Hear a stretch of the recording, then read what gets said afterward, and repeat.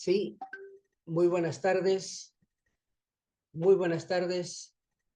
No sé si tengo una presentación previa o inmediatamente yo inicio la actividad.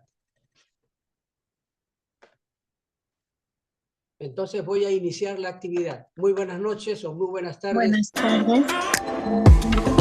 estimados. Maestro, Buenas buenas tardes. noches. A ver, discúlpenme, vamos a tener paciencia para dar inicio al evento. Eh, el evento, maestro, es con la apertura de nuestra autoridad dentro del colegio, así que vamos a empezar.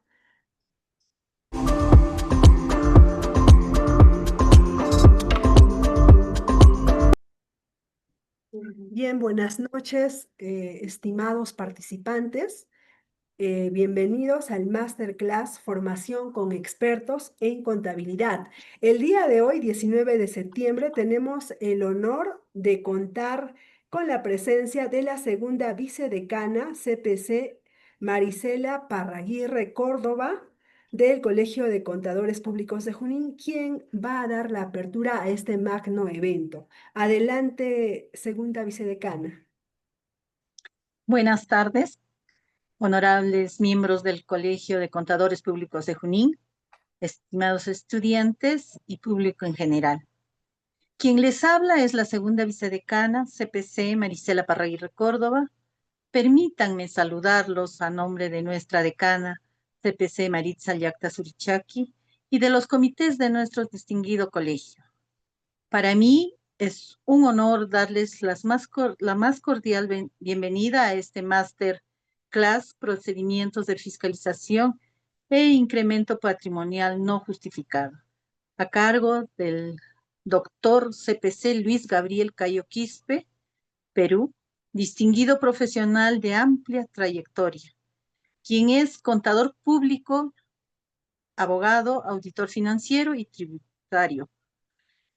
Asimismo, es doctor en Contabilidad y Finanzas, magíster en Tributación, socio principal de Cayo Borja y Asociados, Sociedad de Auditoría, consultor tributario, contable y financiero, docente universitario, expositor de temas tributarios a nivel nacional, coautor de libros en materia tributaria contable, ex vocal de sala especializada del Tribunal Fiscal MEF, asociado al IPEDET y IFAT Perú, capítulo peruano.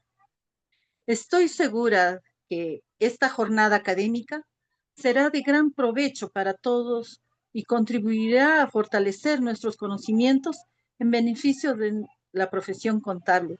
Le doy la bienvenida, doctor. Muchas gracias por su presencia. Sí, muy buenas noches. Las gracias a ustedes por la invitación. Yo con mucho gusto, con bastante entusiasmo he tomado esta cálida carta que ustedes me han hecho llegar para estar presente en esta oportunidad. Espero que podamos intercambiar puntos de vista, no solamente expresar lo que probablemente yo lo pueda decir o lo que está en el material. También se espera en este tipo de reuniones que podamos expresar algunos puntos de vista o comentarios o algunos agregados que ustedes desearían hacer pues, a este tema. El tema que nos convoca hoy, amigos, es el incremento, la fiscalización tributaria y la determinación del incremento patrimonial no justificado. Esta modalidad de obtención de determinación de base gravada por parte de la Administración Tributaria Central está, en estos últimos años, ha tomado bastante presencia, si se quiere, en la relación contribuyente-administración tributaria, ¿verdad? Y es más, ha tenido éxitos también y lo recaudado, quiero decir lo acotado, ha tenido también una fuerte materialización, si se quiere, en términos de pago o de cancelación de alguna deuda tributaria. Pero principalmente estas acciones han permitido de una u otra manera contrarrestar estas acciones o estas manifestaciones evasivas, ¿no?, o elusivas en el pago de los impuestos, ¿no? especialmente en cuanto a omisiones u ocultamientos que se habrían realizado con la presentación de una declaración jurada o con la realización de actividades que, habiéndose efectuado y habiendo constituido hechos grabados, resulta pues que no se declararon en su momento o en su oportunidad, ¿no? Y hoy la administración tributaria tiene toda la posibilidad y la facultad para poder detectar estas acciones. El principal camino que ha utilizado la administración tributaria para lograr determinar este hecho grabado por concepto de incremento patrimonial no justificado ha sido pues tomando en cuenta la información de este impuesto del ITF, de impuesto a las transacciones financieras, o sea, de la bancarización. Este impuesto que comúnmente se grava, ¿no?, las transacciones o las operaciones que se hacen o que se realizan en el sistema financiero por determinados montos o importes, bueno, ha servido como base para luego, por extrapolación, llegar pues a determinar el importe, ¿no?, para ser calculado como incremento patrimonial no justificado. Entonces, de ese tema es el que hoy vamos a comentar, además de otras acciones, por supuesto, vinculadas a la determinación de este incremento patrimonial no justificado, ¿ya? Lo primero que comentaremos es que, a ver, esta determinación de incremento patrimonial no justificado constituye una modalidad de determinación de obligación tributaria de las llamadas sobre base presunta, ¿no? En este caso, a diferencia de la determinación sobre base cierta, donde se cuenta con todos los elementos disponibles o existentes en la realidad verificables de manera objetiva, de tal suerte que se puede determinar la obligación tributaria de esa manera, en forma objetiva, ¿no? A diferencia de en la presunción, en la base presunta, solamente se cuenta con algunos elementos, ¿no? Y los otros elementos se completan al amparo de un procedimiento o en el marco de un procedimiento legal establecido. En la determinación sobre base presunta se parte de algunos hechos ciertos y esos hechos ciertos en el marco de un procedimiento establecido se logra determinar el quantum de la magnitud, si se quiere, del valor que es considerado como incremento patrimonial no justificado. Este importe obtenido luego se va a sumar a una base imponible que en este caso sería las rentas netas de trabajo. Pero vamos a ver más adelante cuál es la dificultad legal que existe cuando el reglamento del impuesto a la renta indica pues que este incremento no justificado va a formar parte de las rentas netas de trabajo. Entonces lo veremos en su momento. Pero primero veamos este procedimiento y algunos pormenores de cómo determinar o cómo detectar o cómo tener la facultad para lograr determinar esa deuda o este quantum grabado, este hecho grabado, determinado de manera presuntiva. Entonces, viene a continuación lo que denominamos las causales de aplicación. No siempre, o sea, la administración tributaria puede determinar esta deuda de manera presunta, en forma inmediata, sino por el contrario, primero tiene que tener las llamadas causales. Tiene que tener las causales, la causa sobre la cual ahora se va a determinar esa obligación en forma presuntiva. Estas causales, que son objetivas, están previstas en nuestro Código Tributario, como no podría ser de otra manera.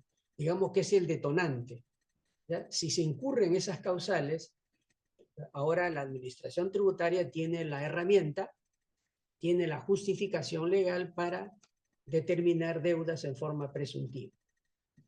El Código Tributario establece una buena cantidad de métodos o de formas de determinación presuntiva de la obligación tributaria. Y ahí están, desde los artículos 66, 67, 68, 70, etc. Esos son los métodos de presunción o la forma de presunción de una deuda tributaria en forma presuntiva, ¿eh?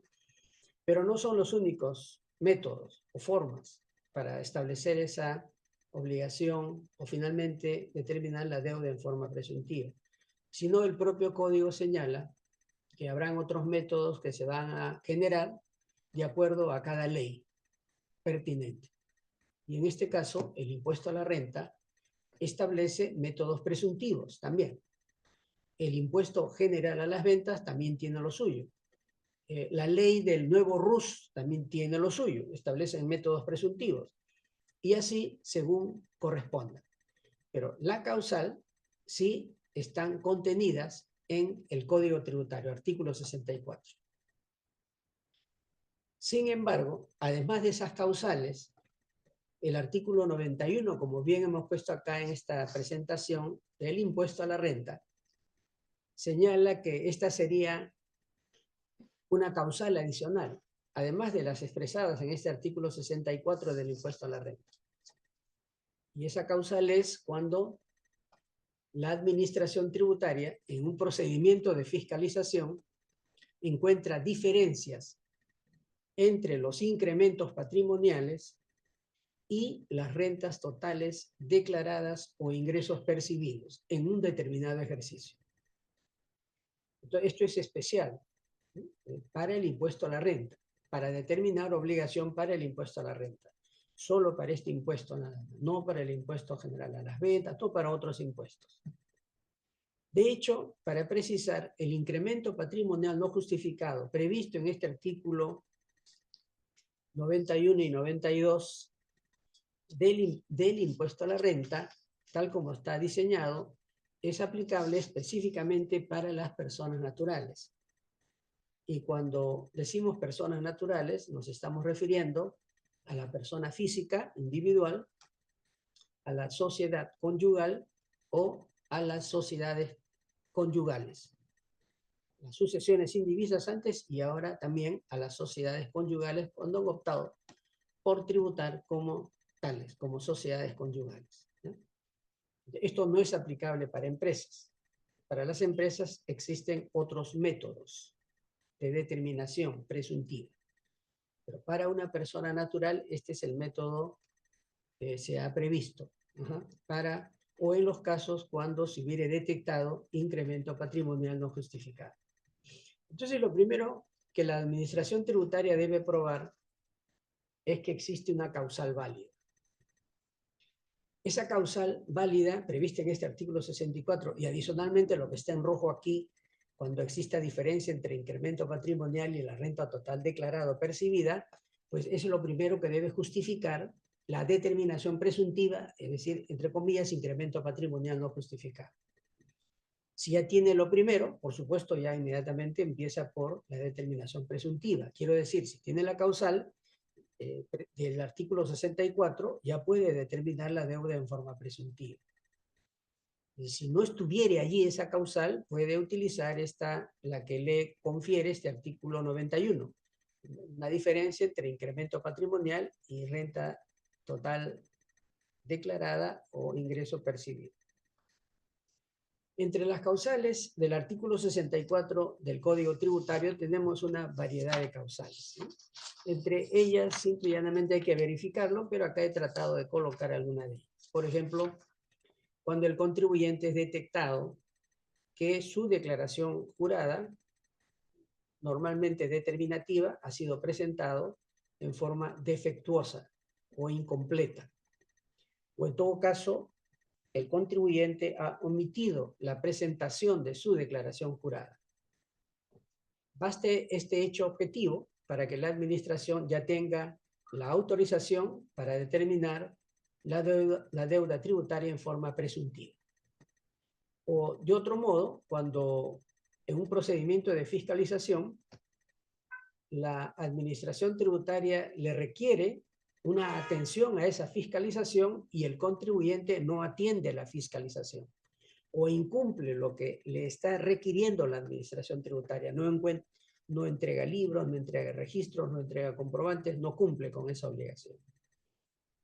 Basta que esto quede inscrito o sentado en su requerimiento, un resultado de requerimiento u otro documento equivalente para que la administración ya tenga la autorización para determinar la deuda en forma presuntiva.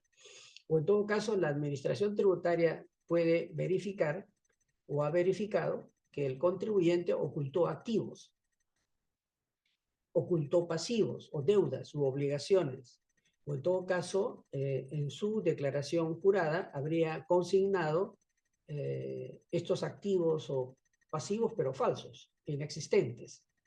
No solo ocultar, sino también presentar este tipo de activo pasivo, pero en forma falsa. O cuando declara algún egreso, pero es falso, o sea, participa de una transacción que es totalmente inexistente, ¿no? O sea, hay una simulación absoluta ahí. O en todo caso, no lleva sus libros, registros. En el caso de las personas naturales podría ser este registro pues, de libros de ingresos profesionales o similares, ¿no? O en todo caso tiene la condición de no habido, entre otras causales. Si la administración detecta, y esto está acreditado, que el contribuyente habría incurrido en alguna de estas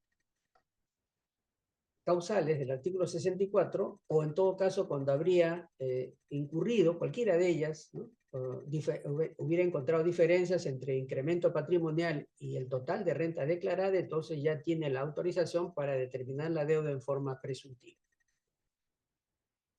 Esta presunción prevista en el Código Tributario y en el impuesto a la renta también, da lugar pues a acotar impuesto a la renta y además las sanciones que correspondan. Aunque hay algunos criterios por ahí a manejar, porque si bien nuestro código dice que las presunciones serán válidas para todos los tributos del sistema tributario nacional, lo dice puntualmente este artículo 65, de nuestro código tributario, pero también dice, y será susceptible de la aplicación de las multas establecidas en este código. Dice, será susceptible de la aplicación de multas. Pero y claro, ¿y por qué no diría también, por qué no habría dicho el código que las presunciones serán consideradas para efecto de los tributos que constituyen el sistema tributario nacional y la aplicación de la multa? No, quien confeccionó este párrafo, este legislador dijo, esto será válido, pero para todo tributo y será susceptible de la aplicación de multas. La razón es muy probable que sea que las multas está en otro libro del Código Tributario, está en el libro 4. Y las sanciones y multas tienen sus propios principios. Específicamente el artículo 165 del Código Tributario, el que refiere a la objetividad en la determinación de las infracciones o la verificación de una infracción, que éstas deben ser objetivas. Y en todo caso, para que algo califique como infracción y sanción, tiene que cumplir con las reglas y principios previstas en este libro 4 del Código Tributario. Claro, muchos de estos actos que están acá presentados como determinativos así bajo ese procedimiento o estos procedimientos pueden coincidir con completar los principios o cumplir los principios previstos para las infracciones y sanciones, pero no todos. Y en todo caso eso es discutible, llamemos así, ¿no? Especialmente cuando la administración tributaria, cuando acote este tipo de presunciones, lo quiere llevar por el numeral 1 del artículo 178 del Código Tributario. Y el artículo 178 del Código Tributario establece un vademecum de infracciones. Es todo un párrafo. Tiene como 8 líneas, digamos, ese párrafo. O sea, una serie de infracciones. No se sabría en dónde está especialmente este hecho. Tal vez lo que más podría ser imputable o a ser considerado sería en la operación falsa, ¿no? pero esto no es falso. No se ha demostrado lo que se ha demostrado es que existe una presunción de renta y no necesariamente es algo que pueda ser calificado como una operación de ese tipo, entre otros, ¿eh? Pero en todo caso, esto está siempre en materia de evaluación por los distintos especialistas, ¿no? Cuando intentan pues encontrar una verdadera razón de la multa bajo el concepto de un hecho grabado, pero obtenido de manera presuntiva, donde obviamente la objetividad es lo que precisamente no está presente ahí, ¿no? Sino es una presunción.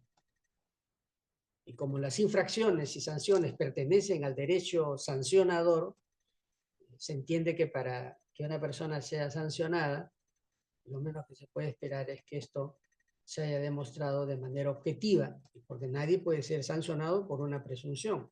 Presumo que cometiste esto y te sanciono. Eso es un absurdo, ¿no? Pero en todo caso es algo que podría ser tomado en cuenta para una evaluación constante.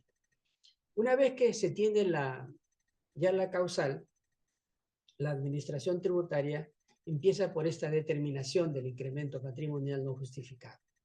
Y esta metodología, estos pasos están contenidos en nuestro impuesto a la renta, obviamente. No en el Código Tributario, sino la determinación del incremento patrimonial no justificado como hecho grabado está en el impuesto a la renta. ¿No? Y aquí se consideran muchos aspectos, ¿no? Entre otros, porque esto es una línea, acá se señala solo de manera enunciativa, pero no es limitativa, ¿no? Solo es enunciativa, menciona algunos, pueden haber otros también. Ahí están los signos exteriores de riqueza, variaciones patrimoniales, compra, adquisición de bienes, bienes tangibles, bien intangibles, bien corpóreo, bien incorpóreo, etcétera, las inversiones, los depósitos en las cuentas de entidades del sistema financiero nacional o del extranjero, los consumos, los gastos efectuados durante el ejercicio fiscalizado, etcétera, etcétera. No importa que estos importes no estén reflejados en un patrimonio al final del ejercicio, ojo, lo importante es que hayan servido para ser hechos acontecidos, que se demuestre que son hechos acontecidos u ocurridos dentro del ejercicio. Y para esto se aplican los métodos de determinación que están previstos en la ley, en este caso en el reglamento del impuesto a la renta. Algo también para precisar que esta modalidad de determinación de renta gravada de manera presuntiva solo opera por un año fiscalizado, o sea, por el año controlado. Pueden haber varios años, pero se tiene que establecer autorizaciones de fiscalización por más de un año.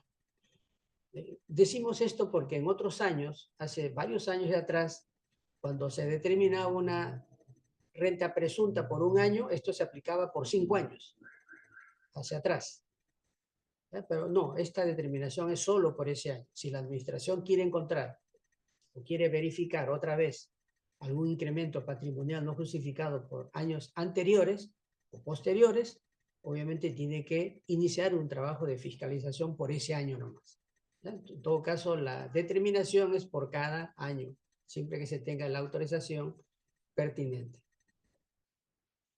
A partir del año 2023, amigos, considerando el decreto legislativo 1527, se precisó algo que ya se venía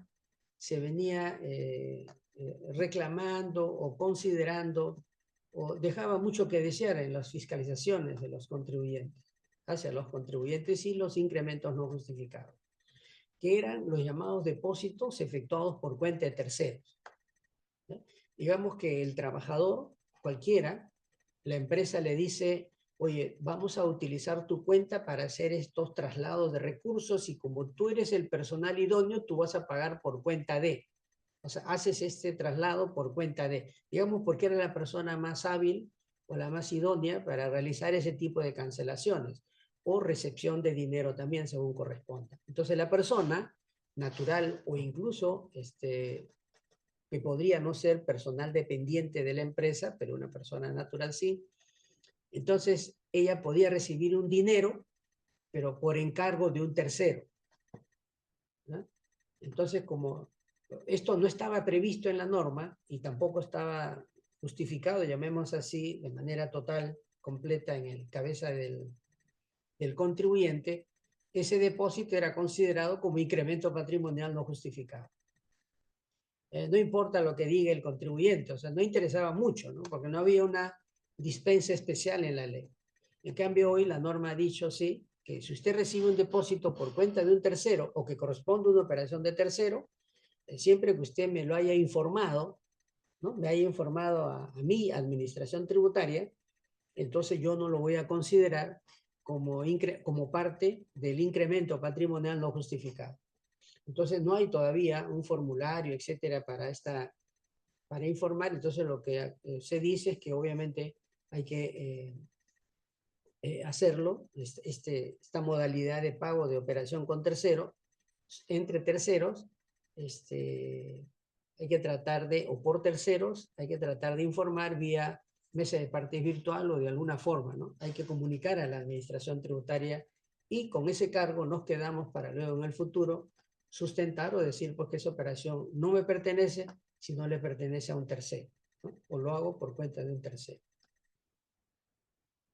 Esa es la idea. Entonces, salva bastante de situaciones, porque a veces la empresa encarga a un tercero, que puede ser personal dependiente, reitero, o personal no dependiente, le encarga pues que hagan transacciones vía bancos por cuenta de ella misma y a favor de un tercero. Entonces, esto no va a ser, siempre que esté comunicado previamente a la administración, que esa transacción no le corresponde, sino está actuando por cuenta de terceras personas. Cualquiera que sea el método que utilice de alguno de los dos métodos, la administración tributaria está en la obligación de descontar de ese movimiento patrimonial las rentas totales declaradas y otros ingresos percibidos, pero debidamente comprobados, ¿no?, por la administración tributaria. ¿Qué fuente de información podría tomar la administración tributaria para lograr encontrar algún incremento patrimonial que no pueda justificarle el contribuyente? Tal como acá se aprecia y tal como está indicado antes, las fuentes de información pueden ser múltiples. En realidad no tiene límites, todo depende de la situación de cada contribuyente y de los hechos económicos que circulan, pues, o que se mueven en la economía, ¿sí? Pero algunos son más visibles que otros. Por ejemplo, utiliza los PDT notarios para esos actos que son inscribibles o no, pero que finalmente representan movimiento patrimonial. O la DAOT que había, o aduanas y los movimientos aduaneros, las operaciones aduaneras están consideradas todas, están en estadística, ¿no? La información de la SBS, que se utiliza mucho para los casos del ITF, ¿no? Capitanías y autoridades marítimas, migraciones, entrada y salida del país, eso ya representa el signo exterior de riqueza. Hay personas que están involucradas en tema de este concepto de incremento patrimonial no justificado, porque han viajado pues 20 veces al año, 15 veces al año, y ahí eso expresa, ¿no?, tiene algún costo, obviamente, ¿no? Y hay que contrastarlo con las rentas obtenidas o los patrimonios al inicio de cada ejercicio para ver cómo se habrían utilizado de no ser la renta capaz pues, de poder soportar este tipo de actividades de ingreso y salida al país, ¿no?, siempre que sean por su cuenta y costo, ¿no? O participar en clubs, ¿no?, haberse asociado a clubs, las membresías, los pagos regulares, etcétera. Eso ya es un signo exterior de riqueza, expresa alguna disposición, alguna posición económica y tiene valor, cuantificable sin duda por la administración tributaria. Algunos tratamientos médicos, ¿no? O sea, hay altas cirugías o de cualquiera de estas atenciones médicas que hayan permitido incurrir en un costo importante, digamos, del contribuyente. Las clínicas están obligadas también a informar de estos hechos. Gobiernos locales en cuanto a la información predial, por ejemplo, ¿no?, u otro tipo de información en cuanto a movimiento de los predios, ¿no? Ya sean urbanos o rústicos o otro tipo de bienes. Esto también puede representar disposición o expresión de riqueza. El registro de predios también para ver movimientos patrimoniales, como hemos mencionado, inclusive el PDT de predios que ya existía, ¿no? Que existe pues para informar de este tipo de movimientos o la cantidad de predios o inmuebles que tiene bajo su propiedad o posesión el contribuyente. Cuánto así se incrementó en el año, cuánto disminuyó, etc. Cualquier declaración jurada presentada ante las distintas administraciones públicas, ya sean determinativas o, no, o declarativas simplemente, ahí hay información que puede ser válida y útil para verificar algún movimiento patrimonial. Establecimientos de hospedaje similares, empresas de transportes, servicios y cualquier otra información que sea válida y que de alguna manera haya expresado o constituya alguna disposición patrimonial del contribuyente. Como ven, no hay una línea cierta, ¿no? Simplemente dependerá de cada situación. En cuanto a la SBS, incluso está tomando bastante en consideración la administración tributaria información de esta entidad respecto de dineros que vienen del exterior. Parece que hay una buena cantidad de peruanos que trabajan en el exterior, no sé si formal o de manera informal, pero el hecho es que están trasladando recursos de manera permanente, ¿no? Pero lo hacen todo a través de del sistema bancario y financiero, pero lo hacen en favor y en cabeza de algunos beneficiarios nacionales que residen en el país. Y lo hacen de manera regular. Entonces, lo que hace la persona domiciliada es, en muchos casos, lo dedica para el costo o para el gasto o también para inversión. Pero como quiera que el dinero está a su nombre, cuando invierte, lo invierte pues a su nombre. Y luego se hace de un patrimonio registrado, pero no sabe cómo sustentar de dónde vino ese recurso. Puede decir que ha venido de un depósito bancario, pero la idea es encontrar una razón del origen, ¿no? Del por qué recibió ese dinero. Y entonces lo que se aconseja es que si usted va a recibir ese tipo de dinero de manera regular, por lo menos que conste el documento de fecha cierta, con firma notarial inclusive, con la persona que va a hacer los traslados, que usted deba decir en ese papel que Juan Pérez, mi hermano, etcétera, o mi padre, mi madre, o mi hijo, etcétera, por el trabajo que desarrollen tal o cual, va a enviar el dinero por este canal, etcétera, y yo lo voy a utilizar para fines X, Y, Z, ¿no? Pero todo eso debe estar en algún documento de fecha cierta para lograr justificar ese recurso en algún momento, porque eso va a quedar registrado, ¿no? Como un movimiento en el sistema bancario y financiero. Esa información lo producen los bancos o a través de la SBS. Entonces hay que tratar de justificar de todas maneras, antes de inclusive, del por qué del por qué va a existir ese movimiento de capitales o de dinero a nivel de los bancos. X, Y, Z. Inclusive, en esos acuerdos, en estas declaraciones que realice de manera previa el contribuyente, se debe indicar no solo datos de las personas, sino también los números de las cuentas y con qué regularidad podría ser entregado. Porque efectivamente puede ser un acto de desprendimiento de su hermano, de su padre, de su primo, de un familiar suyo, y eso no está prohibido. Eso no está prohibido, pero tiene que estar explicado, tiene que estar, tiene que haberse indicado de manera expresa. Lo que va a considerar la administración tributaria, amigos, para lograr determinar ese incremento patrimonial no justificado, es todo el patrimonio del contribuyente. Y cuando digo todo el patrimonio, no solamente me refiero al activo, sino también al pasivo, es decir, tanto bienes que están bajo su poder o bajo su propiedad, así como las deudas que tienen a su cargo el contribuyente. Todo eso se va a evaluar para encontrar algún desequilibrio, llamemos así, en su patrimonio.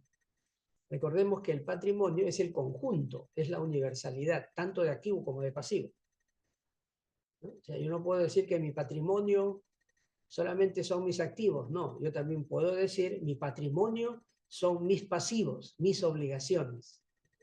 Y es más, yo puedo decir el único patrimonio que tengo es esta deuda con tal entidad, digamos, es mi patrimonio, claro que sí. Y la administración lo va a considerar tanto ese patrimonio al inicio, así como también el patrimonio al final de cada ejercicio grabado.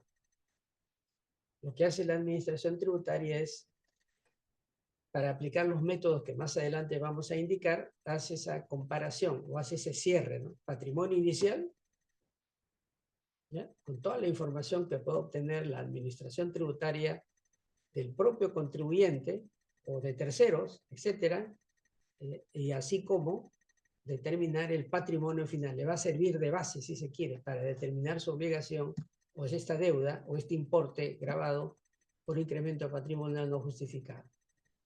El mecanismo a través del cual se va a determinar estos patrimonios también están indicados expresamente en el reglamento del impuesto a la renta, ¿ya? Simplemente hay que tratar de verificarlos. Entonces, como conceptos clave, patrimonio toma todo, la información, y la administración se encargará de determinar un patrimonio inicial que va, según el método de determinación presuntiva, le va a servir de base, ¿no? Para lograr determinar el valor grabado, el monto grabado. Luego establece esta variación patrimonial, que es la diferencia entre patrimonio final menos patrimonio inicial. Y acá igual se consideran todos los consumos, ¿verdad? Hace un momento mencionamos, llámese consumo con signos exteriores de riqueza, ¿no? Consumo como toda erogación existente en el ejercicio, inclusive gastos personales, ¿no? Alimentación, vivienda, vestido, educación, energía, recreación, etc. Adquisición de bienes para uso personal, que también es un consumo en el ejercicio, etc. ¿No? Estos consumos pueden haberse iniciado y extinguido en el año, o pueden haberse iniciado en el año y enajenado en el año, o pueden haberse recepcionado en el año y se han donado en el año, etc., según sea el caso, pero ya representan un movimiento patrimonial.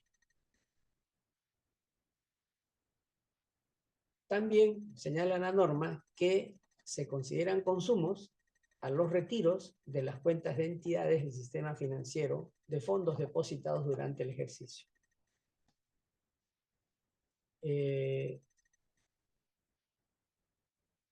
Esto es lo que algunos señalan, oiga, pero si yo tengo ya identificado el depósito en una cuenta bancaria y ahora yo no tengo la libertad de retirar ese ingreso y no tener que decir para qué lo retiro, o tengo que indicar para qué lo retiro, ¿no?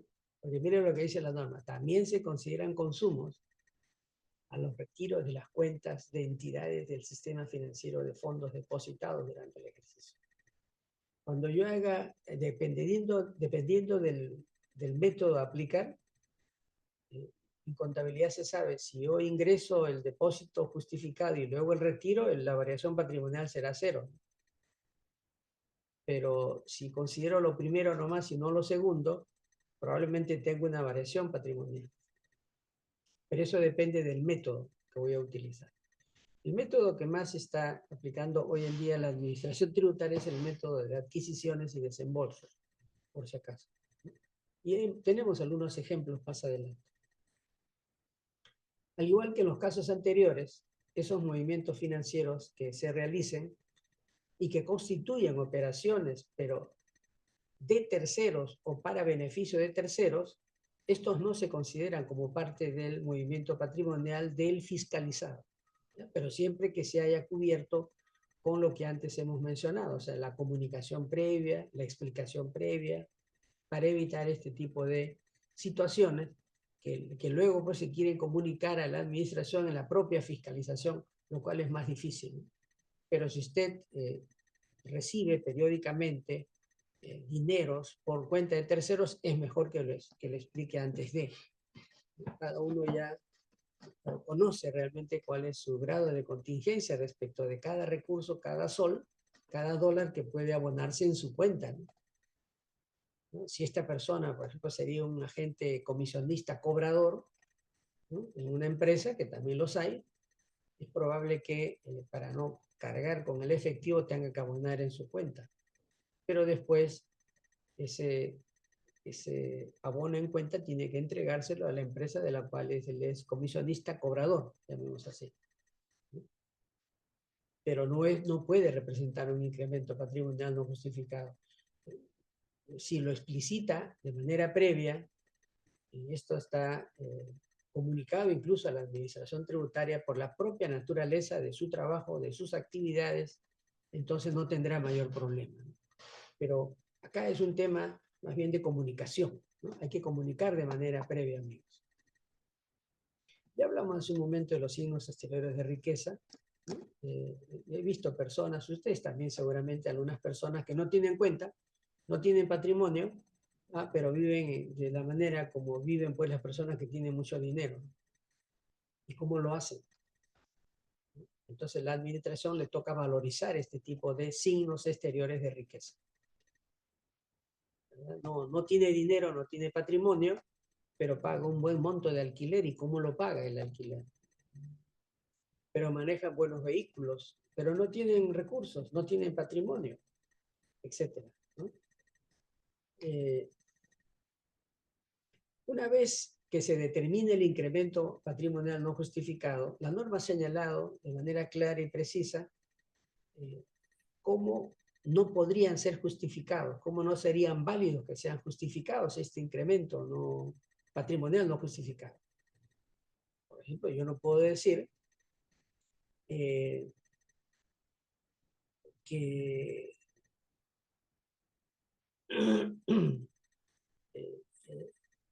yo he recibido, por ejemplo, una donación y por eso tengo ese dinero representado en mi banco, ¿no?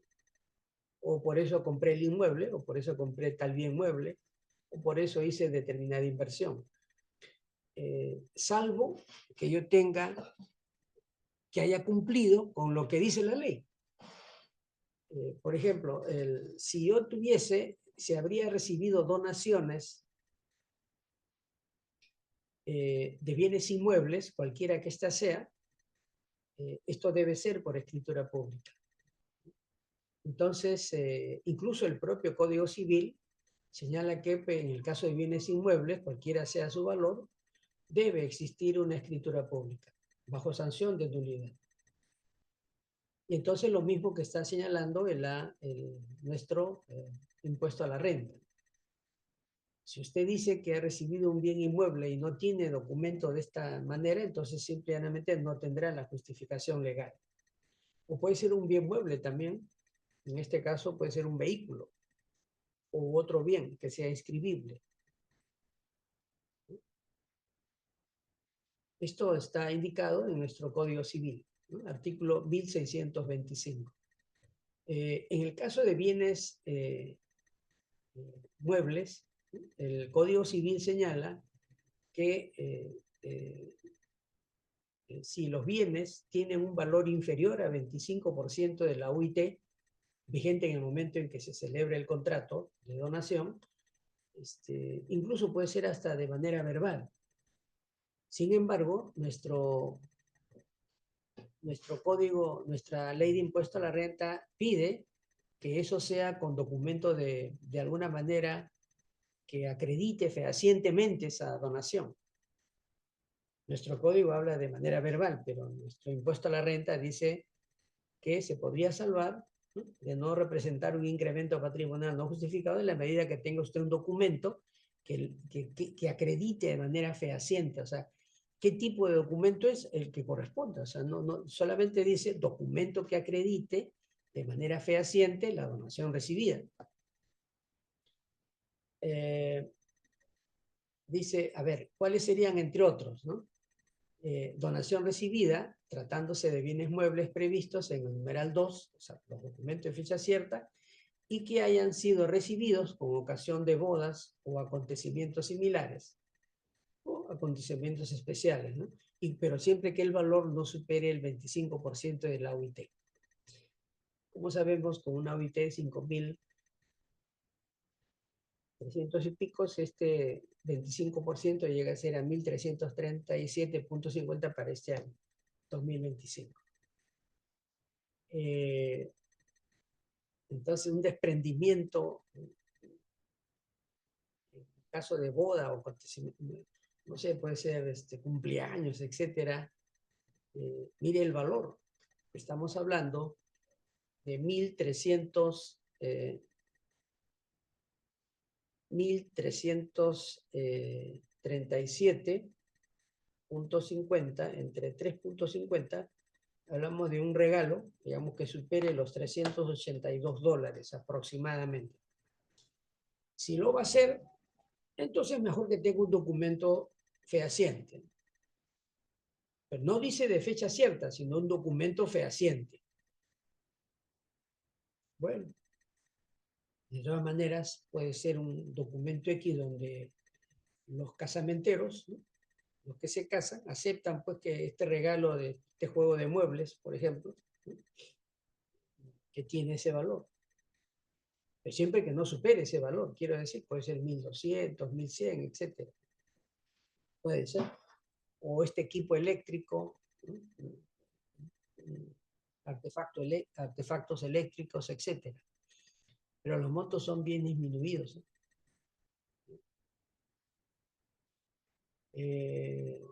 Hay que tomarlo en cuenta para las donaciones. Es verdad que en algunos lugares de nuestro país, cada vez que hay este tipo de acontecimientos, especialmente de boda, las personas pues, que acompañan a aquella pareja que ingresa en una nueva etapa de la vida, suelen ser más generosos, ¿no? Entonces es mejor utilizar los canales formales y no que el desprendimiento sea pues casi temperamental y en el momento de la misma reunión familiar, no necesariamente. Hoy hay que justificar un poco mejor estas donaciones. Entonces recuerden, hay una modalidad pues de que usted va a una tienda comercial y que son tiendas de departamentos y le dan una lista, ¿no?, de lo que podían ser susceptibles de obsequio para los casamenteros. Y entonces eso ya sería un documento fehaciente, llamemos así.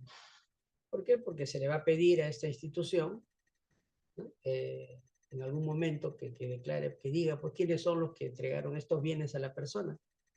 Y estas empresas ya saben que tienen que entregar un detalle de los bienes entregados y los valores. Esto podría justificar. De hecho, en caso distinto o diferente, si están los valores por encima de estos 1.350, tal vez lo ideal sería mínimo con un documento con firma legalizada. Entonces eso sería bastante mejor, ¿no?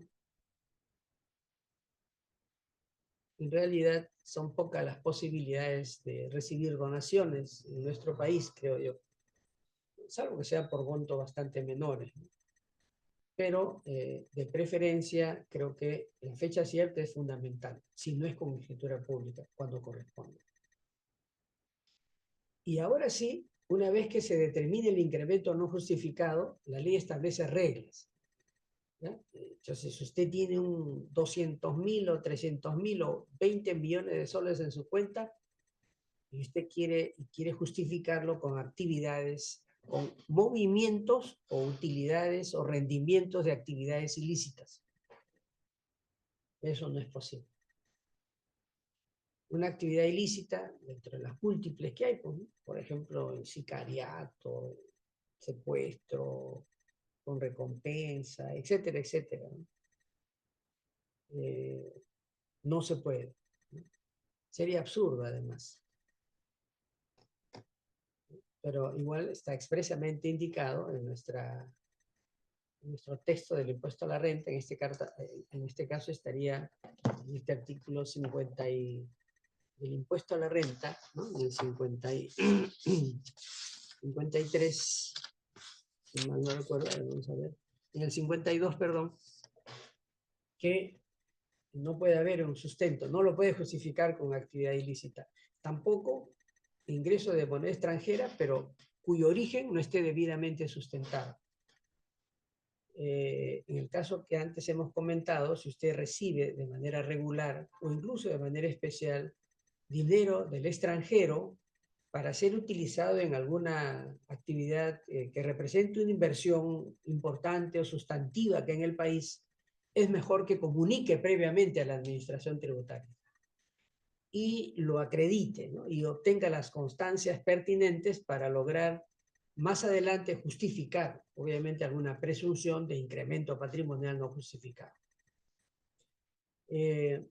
Tampoco se puede considerar justificar estos incrementos no justificados con rentas o beneficios, pero que no se hayan cobrado, que no se hayan percibido, ¿no? Eso es absurdo, ¿no? No puedo tener renta de quinta categoría, nunca lo cobré, pero lo tuve, la empresa no me pagó, no podría ser justificado de un movimiento patrimonial, ¿no? Si no le he cobrado. Tiene que haber un correlato, ¿no? De flujo financiero entre lo que yo utilicé y de dónde obtuve para poder utilizar ese flujo financiero. Y además, la norma señala que cualquier préstamo, pero que no cumpla con los requisitos que señala la ley, esos préstamos tampoco son válidos para justificar el incremento patrimonial no justificado. Y aquí en el préstamo es donde la norma ha señalado varios requisitos que son para cumplir pues de manera específica. De no cumplirlas será sumamente difícil, ¿no? No le van a considerar como válido para sustentar un movimiento patrimonial o el hacerse de un patrimonio durante ese año. Una regla fundamental, como vamos a ver más adelante, es que todos estos dineros de los contratos privados de mutuo o los contratos de préstamos, amigos, deben estar bancarizados, así sea $1, así sea un sol. Es la primera recomendación, después de todo lo que vamos a decir ahora, ¿no?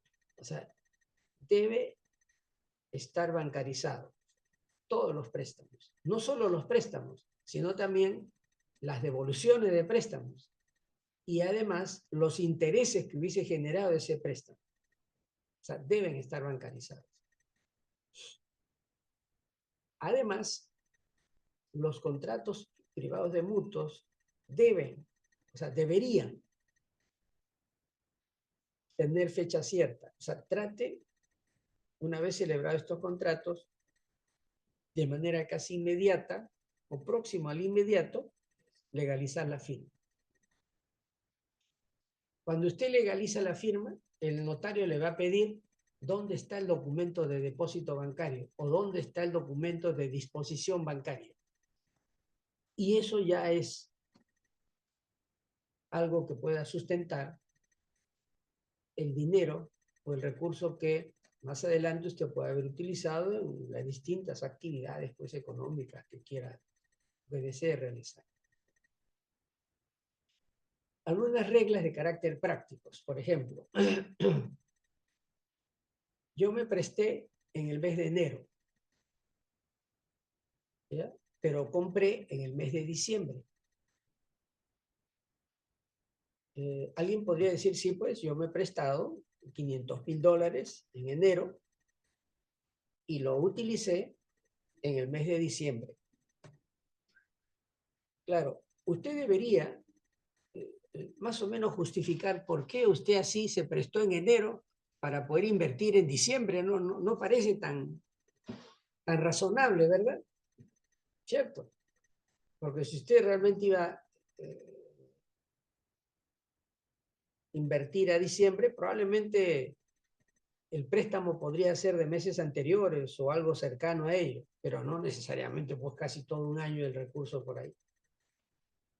Entonces la administración, la norma dice que el préstamo otorgado debe vincularse, miren, directamente a la necesidad de adquisición de patrimonio o de incurrir en un consumo cuyo origen se quiera justificar. Si yo me presto en junio, es porque probablemente en junio, o al mes siguiente, o próximamente, yo esté realizando la adquisición de algún patrimonio, o un consumo, o algún consumo. Pues hay que tratar de establecer esa vinculación. De otro lado, en un contrato de mutuo hay dos personas, pues, ¿no? El mutuante, que es el que entrega el dinero, y el mutuatario, que es el que recibe. Entonces, cuando una persona se preste dinero de otra, a pesar que esté bancarizado, hay que tener ciertos elementos de seguridad, llamemos así, de testigo de seguridad. Por ejemplo, si usted corra, ¿no? El que recibe el dinero debe ir inmediatamente al portal de SUNAT, ya sea con su DNI o con el RUC de la persona que le está prestando dinero y ver su condición. Puede que sea no habido. Si tiene la condición de no habido, entonces es preferible que usted no realice tal transacción con esta persona. Y en todo caso de hacerlo, ya mire, es una condición de riesgo ya altísimo, ¿no? O por ejemplo, que esa persona tenga la condición de sujeto sin capacidad operativa. ¿Recuerdan esa norma? Entonces, pero si no tiene, es un sujeto sin capacidad operativa, ¿de dónde podría, ¿no? Y lo cual es válido ese razonamiento, de dónde podría haber tenido capacidad pues para prestarle dinero? Aunque mucho depende de los montos, ¿no? Pero de todas maneras, realizar operaciones con estas personas hace que el contribuyente mutuatario, o sea, el que se preste el dinero, incurra en alguna contingencia tributaria. Pero estas condiciones de no habido o de sujetos sin capacidad operativa deben darse en el momento de suscribir el contrato o el de efectuar el desembolso del dinero, ¿no? Cualquiera de los dos.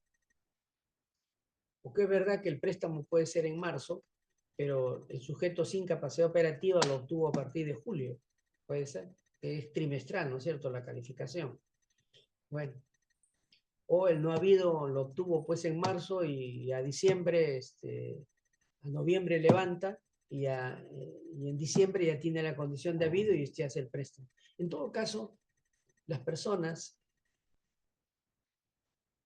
debe demostrar, la que le está prestando el dinero, no haber incurrido en estas condiciones y además alguna capacidad pues para poder afrontar realizar ese desembolso.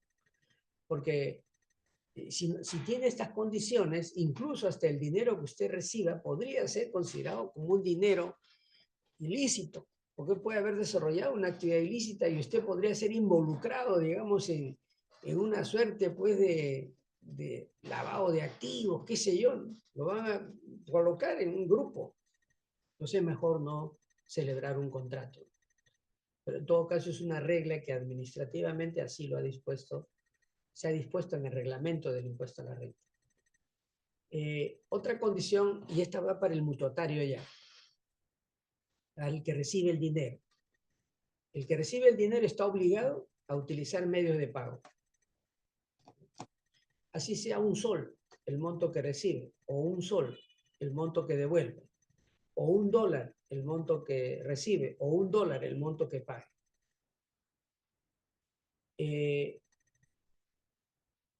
Cualquier pretensión de calificar incremento patrimonial no justificado de parte de la administración tributaria queda neutralizada cuando usted demuestra, en principio, que utilizó o este dinero que viene o se va ha sido realizado o ha fluido o ha circulado a través de las entidades financieras, o sea, utilizando los medios de pago. la persona tendrá cuidado de guardar ese documento, ese voucher, ¿no? Ese sustento que va a justificar ese movimiento y la utilización de las entidades del sistema financiero y bancario o las autorizadas, ¿no? Para completar esta obligación de los medios de pago. También para el prestamista, o sea, que él recibe el dinero, o mutuatario, si realizase el pago sin utilizar medios de pago, entonces este hecho se va a reputar o se va a considerar como incremento patrimonial. E inclusive, en los casos que esta persona vaya a repagar, o sea, va a pagar ese préstamo antes recibido, está en la obligación de justificar de dónde obtuvo el recurso para devolver el préstamo y los intereses o los rendimientos de ese préstamo según corresponde. Está en la obligación. Es mejor, o sea, las reglas están dadas, ¿no? Para después no tener problemas. Entonces, los préstamos así están, ¿no? Primero, la vinculación. Trate de, si usted se presta un dinero en junio o al 15, bueno, en todo caso esto debe ser cancelado, o sea, debe ser utilizado lo más pronto posible. O inclusive a veces en los contratos se dice, yo me presto de usted dinero, pero el dinero que me va a dar va a servir de manera directa para pagar tal obligación, ¿verdad? O sea, ya incluso participan 3 en el contrato. Hay más vinculación no puede haber. Para los casos que están exceptuados de utilizar medios de pago, porque cumplen condiciones del artículo 6 de la ley esta de medios de pago, se entenderá que cumplen los requisitos pues cuando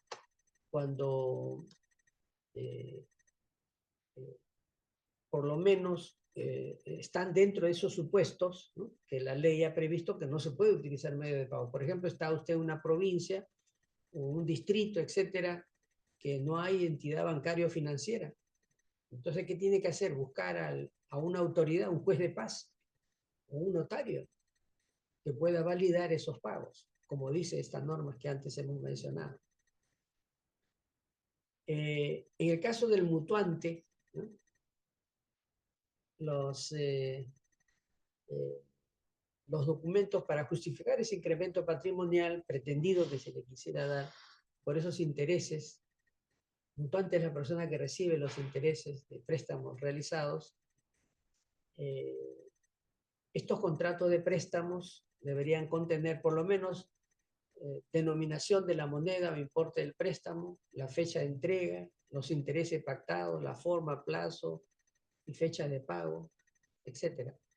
No es necesario comunicar esto a la administración tributaria, como sabemos, pero sí tener la fecha cierta, ¿no? Como mínimo, como fecha cierta, debe ser la firma legalizada ante notario o juez de paz, a falta de aquel. Es más, en estos contratos de fecha cierta, en estos contratos de mutuo, contratos privados de mutuos, inclusive hasta debería mencionarse las cuentas en las cuales, las cuentas bancarias o financieras que van a ser utilizados para estas operaciones.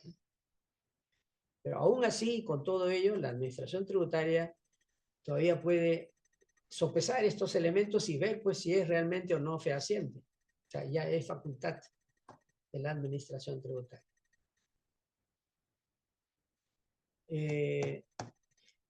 Si una persona domiciliada, amigos, se presta dinero toma conocimiento que el dinero prestado viene de un residente en paraíso fiscal, eso no está prohibido, pero debe comunicar a la administración tributaria de manera previa.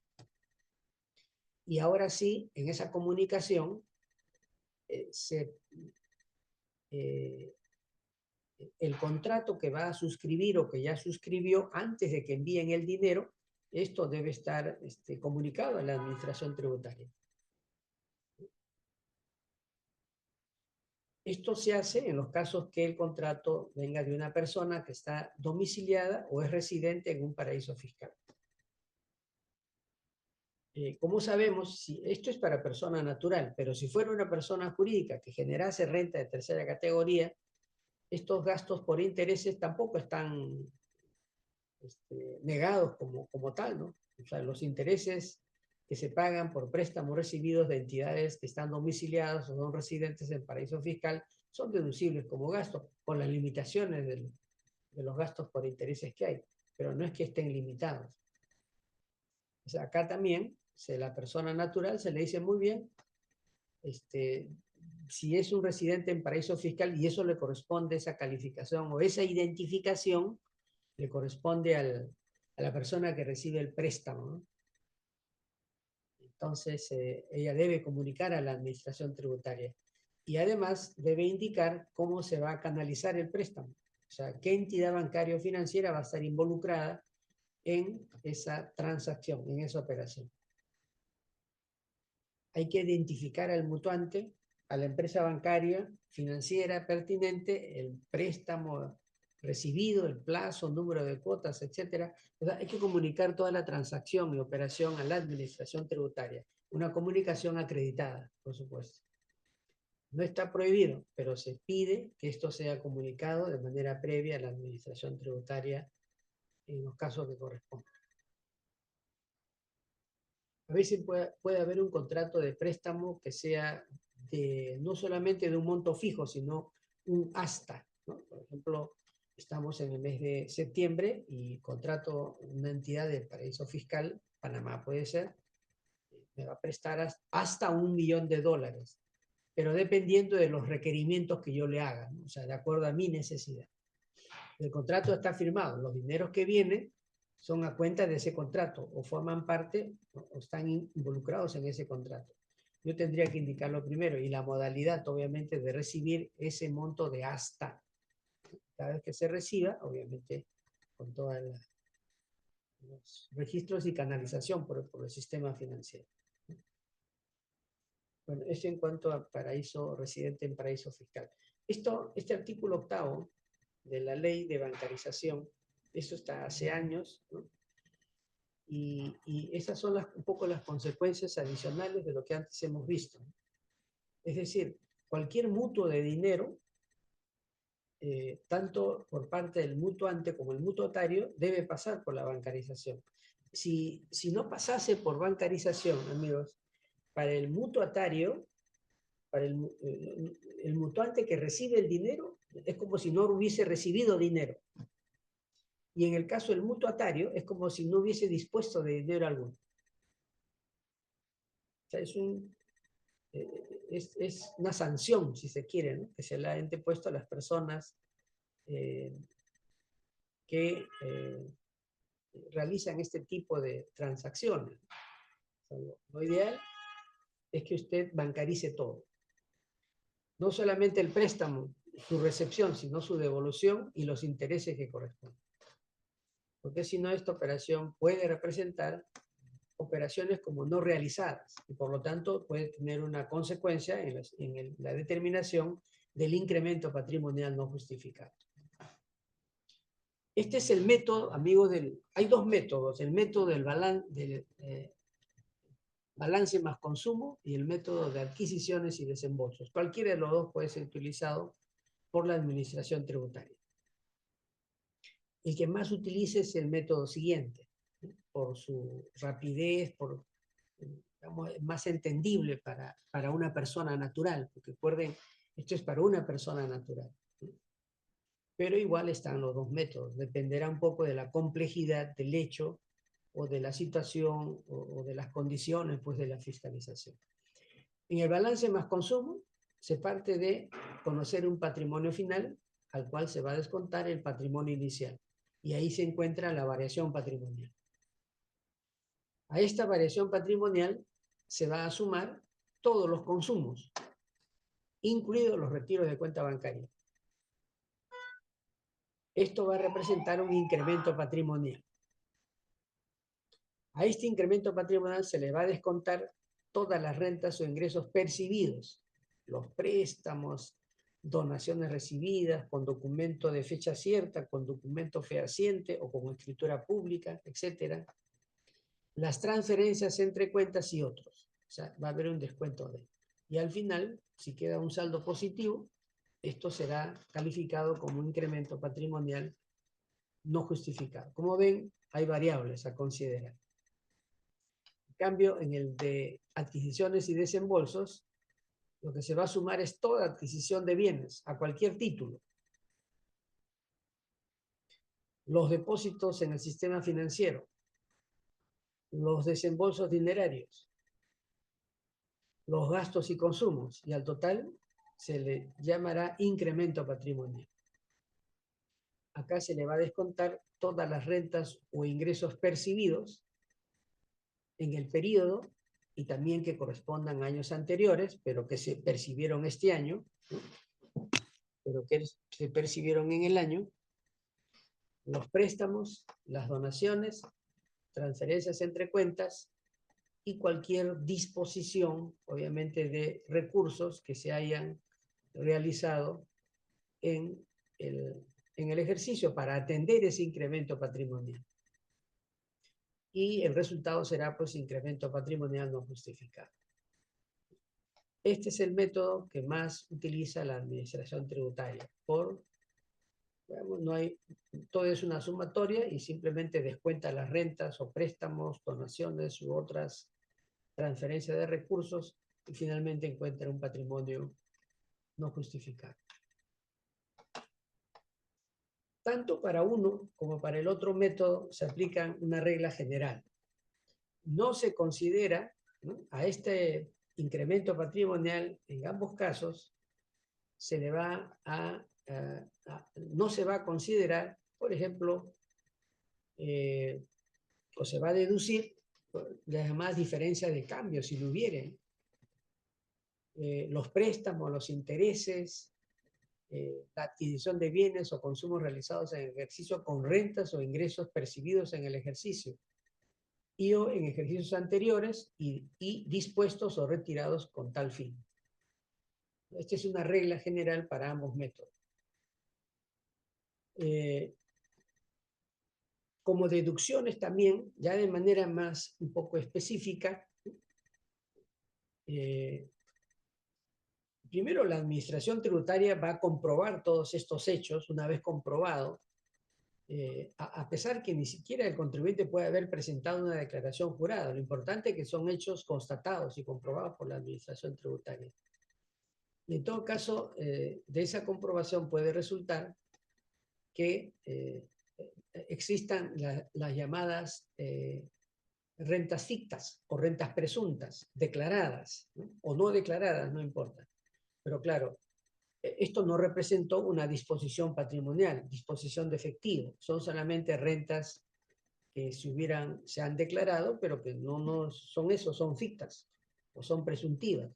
Por ejemplo, la del artículo 26 del impuesto a la renta, o la renta ficta del inciso B, me parece, del artículo 23 del impuesto a la renta, etc., ¿no? La renta ficta por predios entregados en forma gratuita o a precio no determinado, entre otras rentas, ¿no?, que son obligatorios declararlos, pero que no necesariamente formarán parte de esta determinación del incremento no justificado. En todo caso, deben deducirse, ¿no? Tampoco se consideran las retenciones u otros descuentos.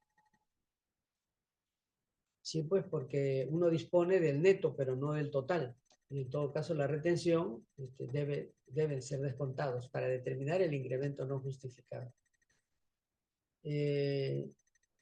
Estas rentas que antes hemos visto del artículo 52, ¿no?, es decir, actividades o hechos que no deben justificar este incremento patrimonial no justificado. Y cualquier préstamo, pero que no cumpla con los requisitos,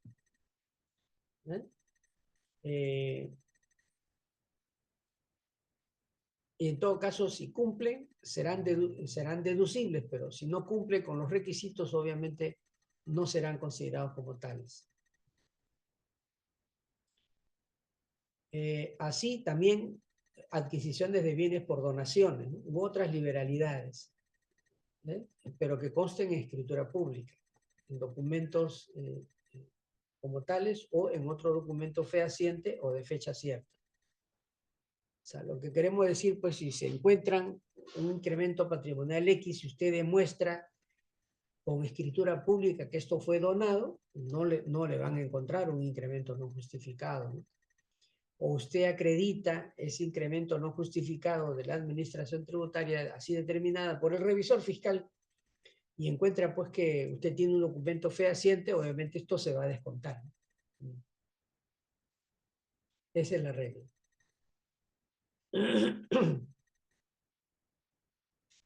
El inciso G del artículo 60 del reglamento del impuesto a la renta, amigo, señala que esta renta presunta, por incremento patrimonial no justificado, deberá adicionarse a la renta de trabajo.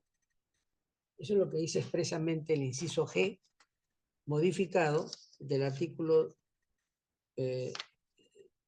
60, de la renta neta, ¿no? De la renta neta de trabajo, de la renta neta, acá dice neta, ¿no? De la renta neta de trabajo, ¿no? Así. De la renta neta de trabajo. Vamos a ver cuál sería el problema ahí que existe para este tipo de casos, ¿eh? De incremento patrimonial no justificado. He estado conversando, he estado hablando, pero tal vez ustedes quieran hacer algún cuestionamiento, alguna pregunta. A ver, acá tengo en el chat, tengo, a ver, entendido.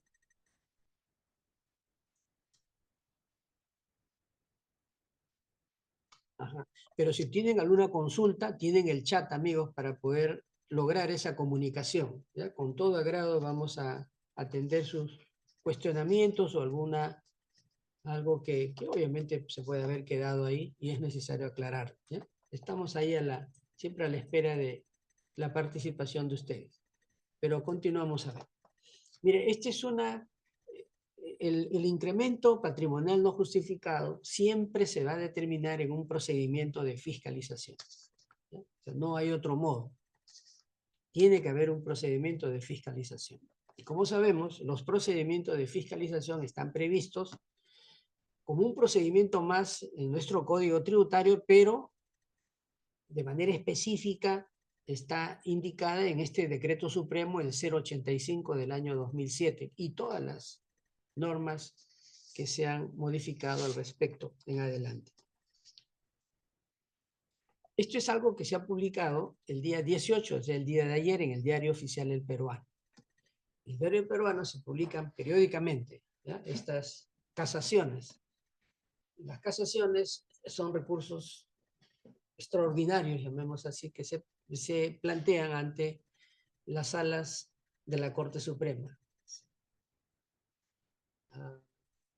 Entonces, esto no es una tercera instancia, sino simplemente es para verificar la idoneidad, o en todo caso, la legalidad de la sentencia en segunda instancia. Y entonces, el tema de la determinación del incremento patrimonial no justificado pasa por una fiscalización. ¿Qué cosa ha dicho la Corte Suprema al respecto? Ha mencionado, ha señalado puntualmente y ha dejado como sumilla lo siguiente: que cuando la administración tributaria emita actos prescindiendo totalmente del procedimiento legal establecido o que sean contrarios a la ley o norma con rango inferior, se deberá declarar nula la resolución y reponer el trámite administrativo al Estado de emitir un nuevo acto de determinación tributaria, previo cumplimiento del procedimiento legal establecido o acatando los dispositivos con rango legal o reglamentario vulnerados. Así. Y entonces, ¿qué ha detectado acá en la Corte Suprema? Esto fue una resolución del Tribunal Fiscal que ingresó en demanda contenciosa administrativa, ¿no? Entonces, resolución del juez especializado, ¿no? Fue compartida por la Sala Superior, pero la Sala Suprema dijo no, acá no ha habido cumplimiento del procedimiento legal establecido. Y vamos a ver, ¿qué dice la Sala Suprema? Esta es la parte central, ¿eh? Esto tiene como 15 hojas, 20 hojas, pero esta es la parte central. Y vamos a leerlo, dice.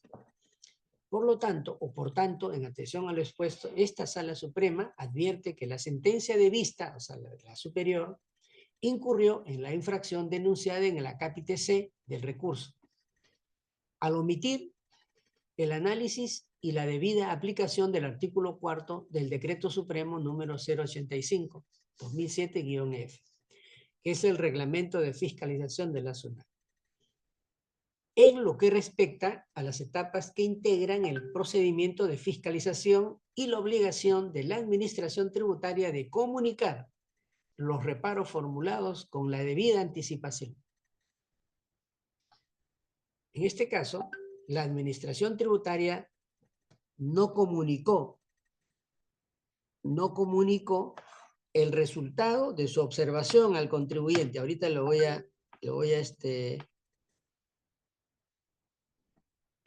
indicar, ¿eh?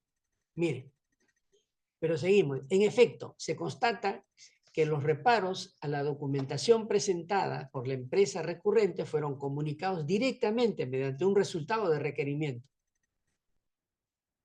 Acto que, lejos de otorgar la posibilidad de contradicción previa, dio por concluido el procedimiento de fiscalización con la emisión inmediata de la resolución de determinación y de la resolución de multa respectivas. Tal actuación administrativa debido a una situación de indefensión. Una actuación de indefensión para la empresa recurrente y al habérsele privado de la posibilidad de rebatir oportunamente los cargos formulados, vulnerándose de este modo no solo el debido procedimiento administrativo, sino también la garantía constitucional del derecho a la defensa, con lo cual queda acreditada la transgresión a las normas sustantivas y procedimentales. Mire, ¿qué cosa ha dicho acá? Que al omitir el análisis y la debida aplicación del artículo 4.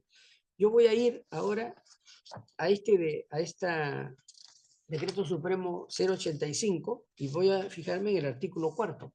El artículo 4 señala en el inciso A, amigos, en el inciso A señala que mediante el requerimiento, en la administración tributaria, o sea, el requerimiento va a ser utilizado, de acuerdo al inciso A del artículo 4, esta norma dice, para solicitar la sustentación legal y o documentaria respecto de las observaciones e infracciones imputadas durante el transcurso del procedimiento de fiscalización.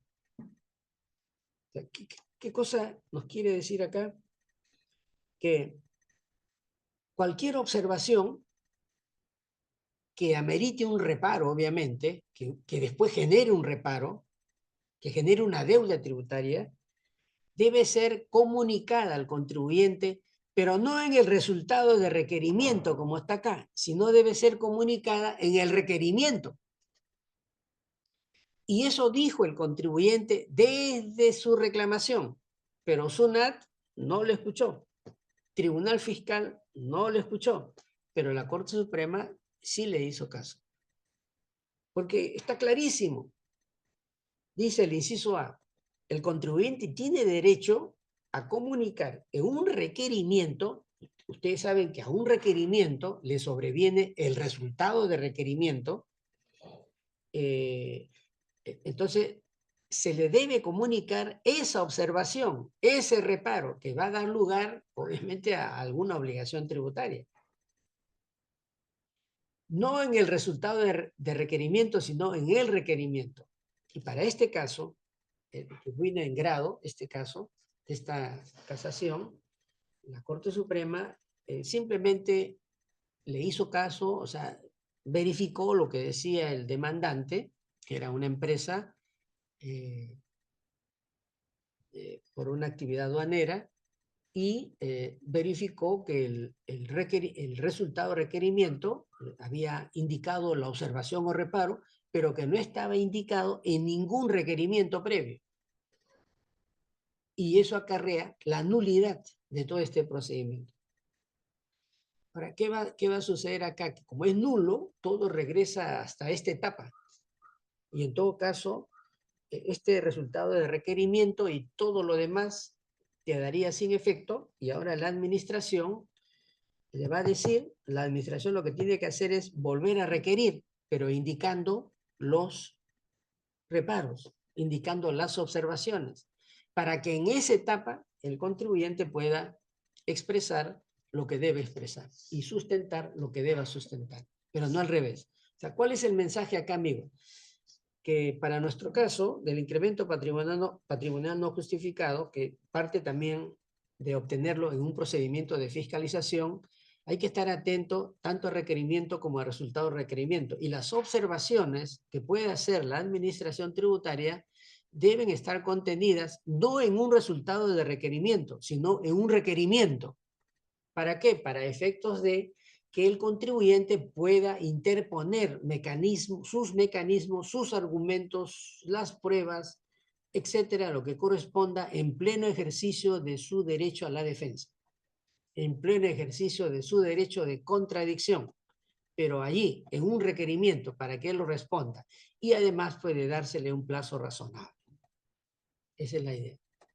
Aquí, no, entonces hay que mirar el procedimiento cuando ustedes, seguro que muchos de ustedes están en este tema del apoyo, de la asesoría de las empresas, no solamente hay que mirar el tema de fondo, sino hay que mirar si el procedimiento está bien llevado, si el procedimiento se ajusta a lo que ha previsto este Decreto Supremo 085-2007-F, que expresa el documento expresa los pasos o es un documento que expresa legal, que expresa los pasos para lograr una fiscalización adecuada. Hay una pregunta que habla, que nos dice nuestro amigo, dice, considerando que SUNAT tiene la información tributaria a su disposición, claro, cualquier información obtenida de medios internos o externos, de acuerdo a esa cantidad de instituciones que puede recurrir, si se quiere, para lograr obtener esa información. La pregunta es, ¿qué monto mínimo de incremento patrimonial consideran para fiscalizar? No, la norma no habla de monto mínimo. Ya eso dependerá de cada sujeto fiscalizado. Y sin duda, los montos también tienen que ver un poco, ¿no? Para estos controles o fiscalizaciones, ¿sí? Es verdad.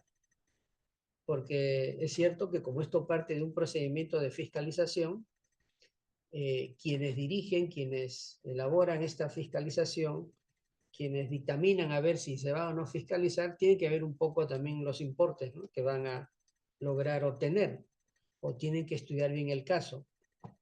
Porque cuando la administración tributaria fiscaliza, obviamente tiene un costo, ¿no? Hay un agente fiscalizador, hay un supervisor, hay toda una maquinaria dispuesta para esa fiscalización y hay que evaluar, pues, si es de montos mínimos, poco representativos, probablemente la decisión se tome para otro contribuyente que tendría montos representativos y un poco esperando a los que tienen montos mínimos, pero la norma no habla de montos.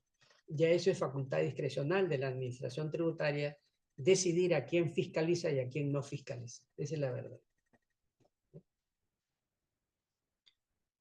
Ahora, esto es una forma, modalidad de establecimiento de incremento no justificado por el método de adquisiciones y desembolsos. Como ven, suman y este es para 2 años inclusive, suman esos importes, descuentan obviamente las rentas percibidas y se obtiene el incremento patrimonial no justificado.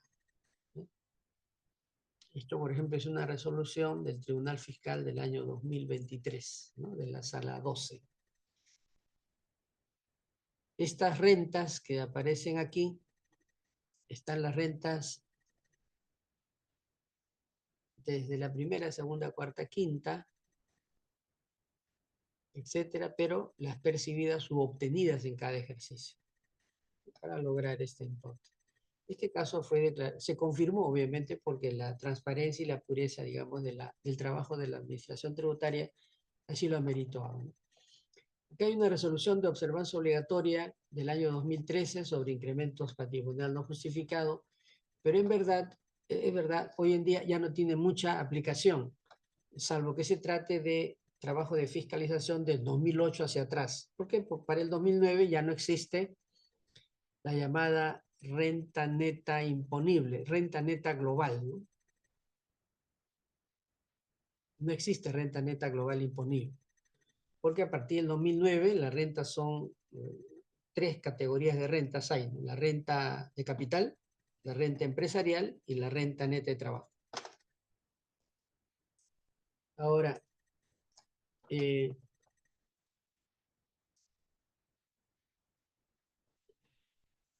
para terminar, nomás quería precisar lo siguiente. El impuesto a la renta establece un procedimiento para obtener el quantum por incremento patrimonial no justificado gravado, el quantum, o sea, el monto gravado. Pero no dice la ley del impuesto a la renta si esa renta presunta, no dice el impuesto a la renta, a dónde va a ser ubicado esa renta presunta. No dice a dónde, a qué base imponible va a ser aplicado. Solo el artículo 52, 91, 92 y el artículo 60 del reglamento señalan cómo determinar ese quantum gravado, pero no dicen a qué tipo de renta neta debe aplicarse. No lo han dicho hasta ahora, inclusive. Pero hasta el año 2008, el Código Tributario, como está vigente hoy también, señalaba que ese incremento, esa renta presunta, cuando se trata de personas naturales, va a ser acumulado o va a formar parte de la llamada renta neta global, como base imponible, obviamente. Entonces, y claro, ¿y por qué decía esto el Código Tributario en aquella oportunidad y hoy también? Porque hasta el año 2008 nosotros teníamos un sistema de base imponible para persona natural que era sobre base de las rentas globales. Y por eso se llamaba renta neta global. ¿Qué cosa se consideraba en la renta neta global, amigos? Se consideraba la renta de primera, la segunda, la cuarta, la quinta y la renta de fuente extranjera. Las rentas de fuente extranjera no tienen categoría de renta, pero el propio impuesto a la renta, cuando hablaba del gravamen a las personas naturales, dijo que esa renta de fuente extranjera debían sumarse a las rentas por primera, segunda, cuarta o quinta categoría para en conjunto denominarse renta neta global. Entonces, ¿qué era la renta neta global? Era la base imponible al cual debía sumarse, al cual debía aplicarse la tasa o escala del impuesto. Pero el incremento no justificado no es renta de primera. El incremento patrimonial no justificado no es renta de segunda, no es renta de cuarta, no es renta de quinta, no es renta de fuente extranjera, pero es una renta agravada. Entonces el Código Tributario indicaba que esa renta presunta debe formar parte de la renta neta global. Eso es lo que decía. O sea, en todo caso, el Código Tributario completaba la determinación de renta neta que nuestro impuesto a la renta no le había señalado.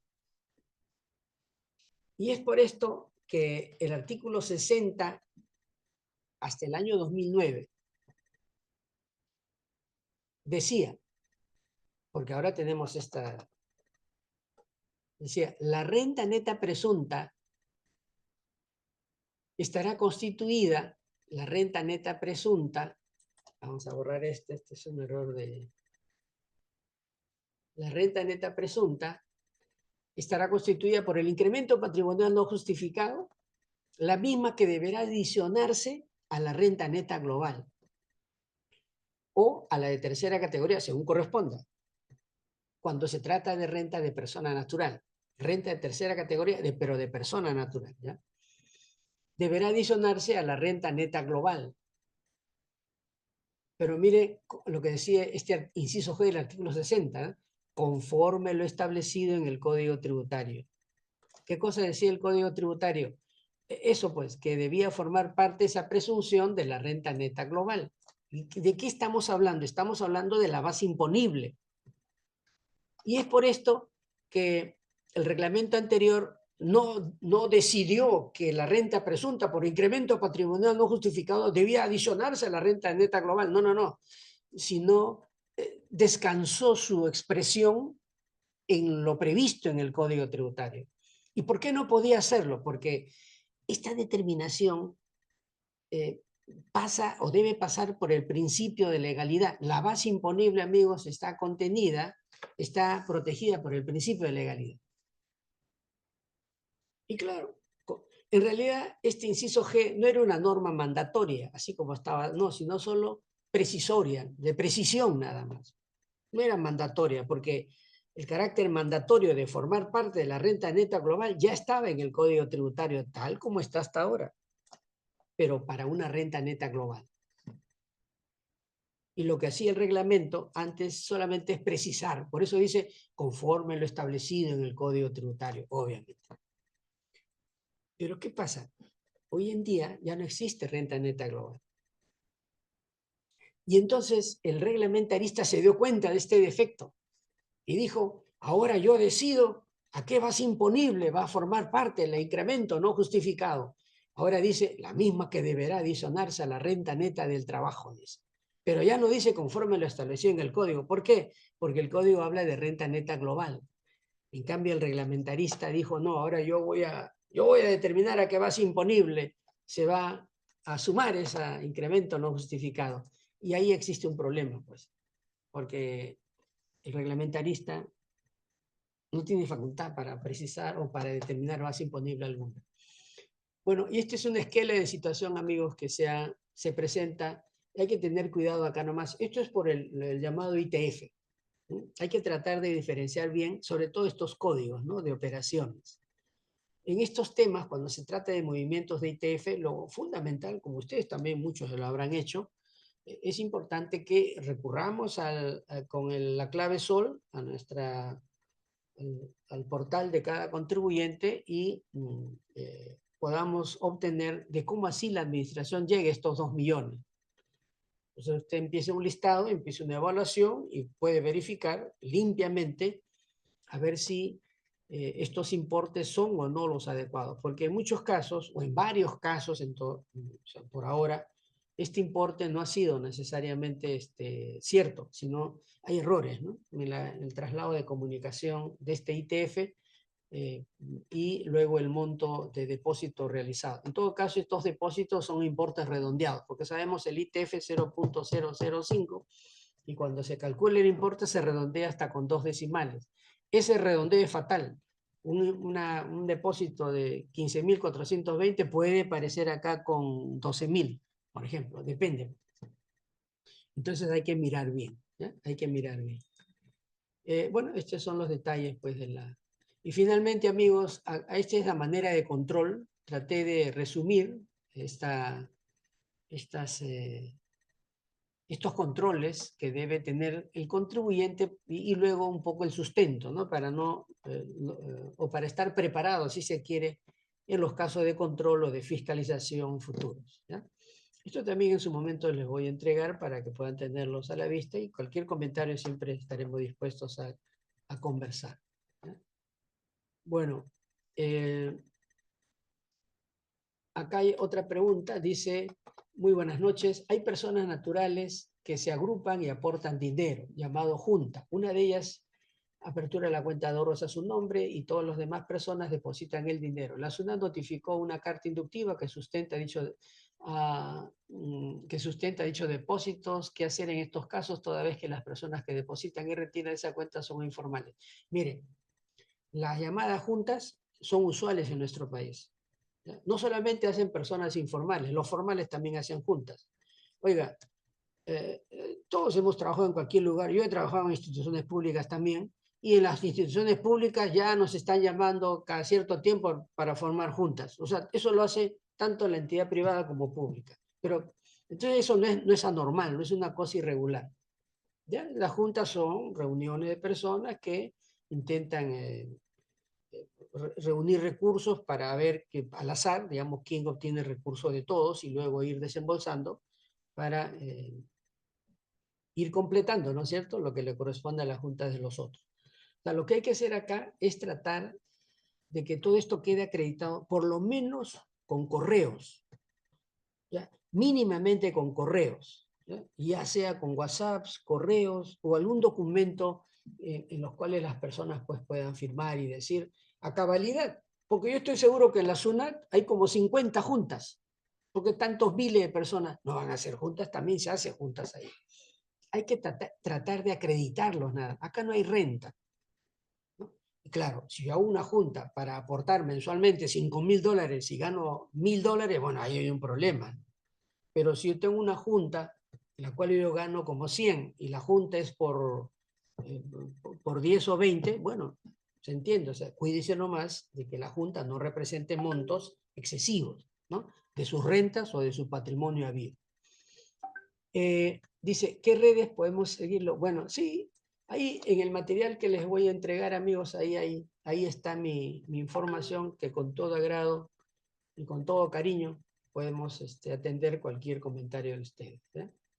Bueno, no les quiero quitar más tiempo, sé que era esto hasta las 7:30, pero ya tenemos un poco más, ¿no? De todas maneras, de esta manera concluimos esta presentación. Acá hay una pregunta más, dice, se giran cheques a mi nombre, ¿califica como incremento patrimonial no justificado? No, o sea, depende pues, ¿para qué se gira el cheque a su nombre? ¿Para realizar una operación por cuenta de la empresa? Si es así, lo que tiene que hacer es esa transacción, esa forma, comunique a la SUNAT nomás, después usted continúe con esa acción. Esto puede representar alguna facilidad comercial, ¿no? Esto suele darse, pero usted comunique, transparente la operación. No se canse en comunicar esto, haga un correíto a la SUNAT y diga, mire, estos trabajadores van a recibir un cheque para hacer tal y cual acción. Después ustedes cuando gastan, etcétera, por montos que seguramente están por debajo de esta bancarización, bueno, responderán pues con comprobante de pago y eso suele hacerse. Esto opera especialmente con las personas que manejan fondos fijos en las empresas, ¿ya? Pero tiene que estar acreditado, tiene que estar comunicado también, ¿ya? Claro, en cuando ya son montos importantes, ¿no?, se puede hacer un contrato de mandato, ¿sí?, como acá se está mencionando, sí, efectivamente. Pero eso es cuando son personas extrañas o ajenas, ¿ya? Si son personas que dependen y forman parte de la organización empresarial, yo creo que estas comunicaciones y además que esto conste en los contratos de trabajo, con eso sería suficiente, ¿ya? Ahora, en un contrato de mandato generalmente tiene que tener una fecha cierta, ¿ya? Esto es para montos, digamos, más trascendentes, ¿ya? Pero también es válido, por supuesto que sí, sí, sin duda alguna. Bueno, amigos, muchas gracias. Señorita, lo dejo a ustedes para la... Bien, contador, muchas gracias por su ponencia. Importante la información vertida. Y bueno, nosotros de parte del Colegio de Contadores Públicos de Junín queremos reconocer este trabajo que ha desarrollado en bien de todos nuestros asistentes, ¿no?, y público en general, quienes van a poder visualizar la información que usted nos ha compartido en esta noche, ¿no?, para dejar claro el proceso del procedimiento de fiscalización, ¿no?, en cuanto a lo que es el patrimonio. Bien, también quiero aprovechar este momento para poder reconocerlo a usted con una certificación por su participación como ponente en el primer Masterclass Formación con Expertos en Contabilidad desarrollado por el Mes del Contador en el tema Procedimiento de Fiscalización e Incremento Patrimonial no Justificado, el cual lo hemos desarrollado hoy día, 19 de septiembre de 2025. También queremos hacerle llegar la resolución de reconocimiento por el trabajo que ha desarrollado el día de hoy y bueno, ¿no? Agradecer esta participación, contador Luis Gabriel Cayo Quispe. Muchas gracias. También quiero aprovechar este momento para invitar a nuestros participantes en la semana 4 a las distintas actividades que ha organizado el Colegio de Contadores. El día lunes 22, estimados participantes, los invitamos a participar de la conferencia magistral presencial en lo que es el derecho contable, tendencia, oportunidad y desafío. Este evento va a ser en el local central del Colegio de Contadores Públicos de Junín, el mismo también que se va a transmitir. Nosotros ya lo vamos a dar a conocer por nuestras páginas correspondientes para aquellos interesados que también desean ser parte de este evento de modo virtual. El martes 23 tenemos el otro evento, este sí es virtual, la contabilidad de entidades sin fines de lucro con enfoque internacional y el ponente es de Colombia, ¿no? Así que los invitamos a seguirnos en estos eventos académicos. El día miércoles 24 tenemos otro evento, contabilidad ambiental como herramienta de gestión para la prevención de contaminación del recurso hídrico. El día jueves 25 tenemos otro evento virtual, el rol fundamental del contador en la auditoría forense preventiva del sector público, blindado la gestión y fomentando la integridad pública. El día viernes 26 continuamos con nuestros eventos, contabilidad de costos y economía circular, herramientas para modelos sostenibles. Y bueno, después, el día sábado, tenemos nuestro encuentro de expertos del sector público. Este evento es presencial, así como el evento del día viernes. Los invitamos. Ya se va a publicar los links de registro para tener en cuenta el número de asistentes. Contador, muchas gracias por su Las gracias. participación en esta noche. Algunas palabras de despedida. No, simplemente para felicitarlos a ustedes como Colegio de Contadores Públicos de Junín y a la decana por estas magníficas reuniones, ¿no? Estas magníficas exposiciones para lograr siempre mejorar y hacer de la profesión contable una de las líderes entre todas las profesiones y en el mercado nacional. Los felicito y gracias también. En cualquier momento estoy para estar con ustedes. Muy amable. Gracias. Buenas noches. Felicidades. Hasta Buenas luego. noches, maestro. Y a pedido de los participantes, le pedimos que nos pueda enviar el material para compartirlo también. Con Muchas toda gracias. seguridad. ¿Ya? Sí, gracias. Hasta luego. Felicidades.